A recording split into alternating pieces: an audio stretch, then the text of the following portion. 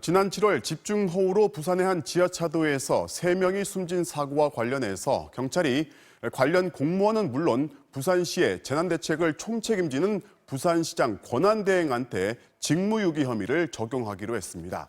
사고 발생 보고를 받고도 술을 마신 뒤에 귀가를 하고 사망자가 발생했다는 보고에도 잠을 잔 혐의인데요. 황재실 기자가 보도합니다.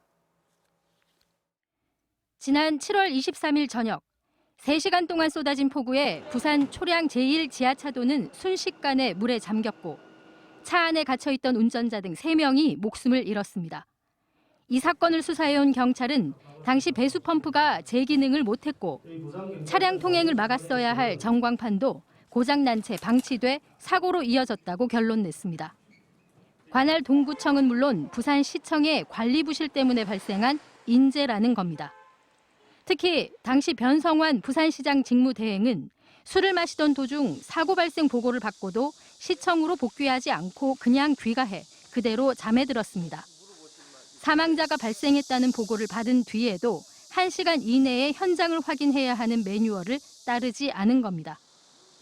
행정규칙은 공무원에게는 구속력이 있는 거기 때문에 매뉴얼 안 지킨 게 사실이면은 사실 문제될 여지도 있어요.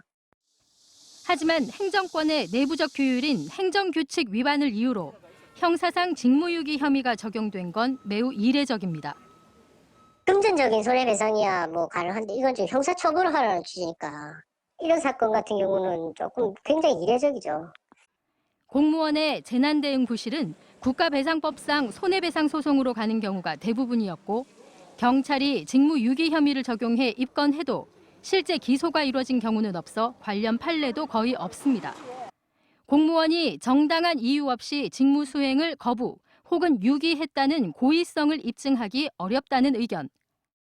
어떤 식으로든 직무집행 행위를 했다면은 그 내용이 부실한다고 해서는 직무유기가 안 된다. 뭐 이런 판례는 많아요.